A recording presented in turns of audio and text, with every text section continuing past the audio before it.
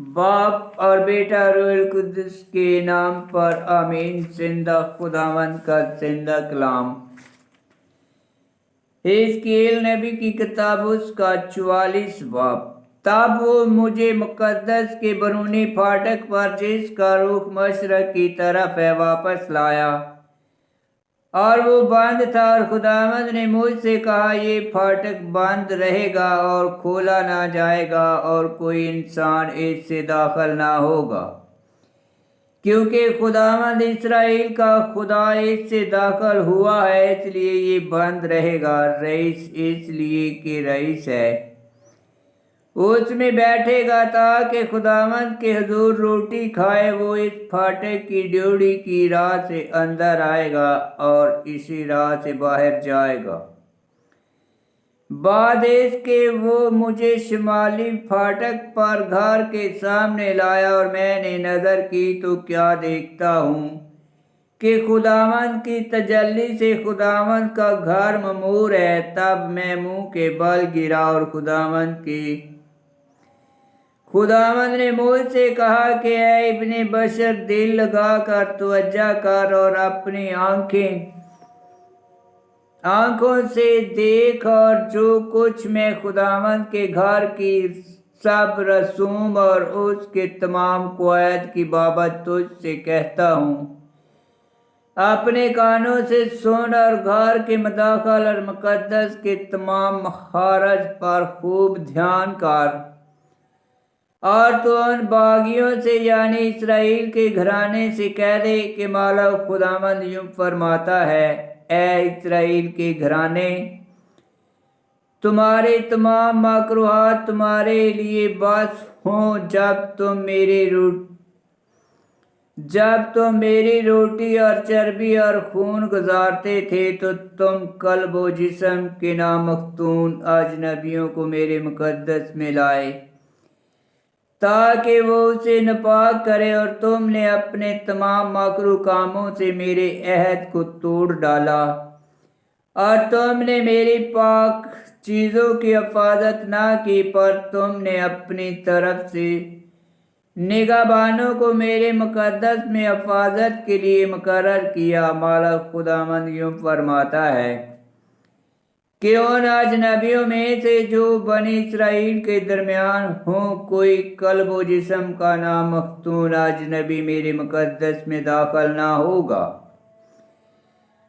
पर जो लावी मुझ से उस वक़्त दूर हो गए जब इसराइल बरगश्ता हो गया और अपने बुतों का पीछा करके मुझ से दूर हो गया, वो अपनी बदकारदारी की सजा उठाएंगे। वो मेरे मुकद्दस में फकत खत्म होंगे और मेरे घर के फाटकों पर निगाहबानी करेंगे और घर की खिदमत करेंगे। वो लोगों के लिए सोख्तनी कुर्बानी और ज़बीहा ज़िबा करेंगे, और वो उनके आगे खड़े रहेंगे ताकि उनकी खिदमत करें, चूँकि उन्होंने उनके बुतों के आगे उनकी खिदमत की, और वो इसराइल के घराने के लिए बदकारदारी में ठोकर का बायस हुए। इसलिए मैंने अपना हाथ उनके खिलाफ उठाया, माला खुदावंद का फरमान है। पास वो अपनी बदी की सजा पाएंगे, और वो मेरी कहानत की खिदमत के लिए मेरे हुजूर ना आएंगे, ना वो मेरी पाक बल्कि पाक तरीन चीज़ों के नज़दीक आएंगे। यूं वो अपनी खजालत और अपने किए हुए मकरू कामों की सजा पाएंगे, पर मैं उनको घर की हिफाजत पर उसकी सारी खिदमत के लिए और सब कुछ के लिए जो उसमें किया जाता है मुकर्रर करूँगा। लेकिन जो लावी काहन यानी बनी सदूक बनी इसराइल के मुझसे गुमराह होने के वक़्त मेरे मुकद्दस की हिफाजत करते रहे, वही मेरी खिदमत के लिए मेरे नज़दीक आएंगे और मेरे हुजूर हाज़िर रहेंगे, ताकि मेरे सामने चर्बी और खून गुजारने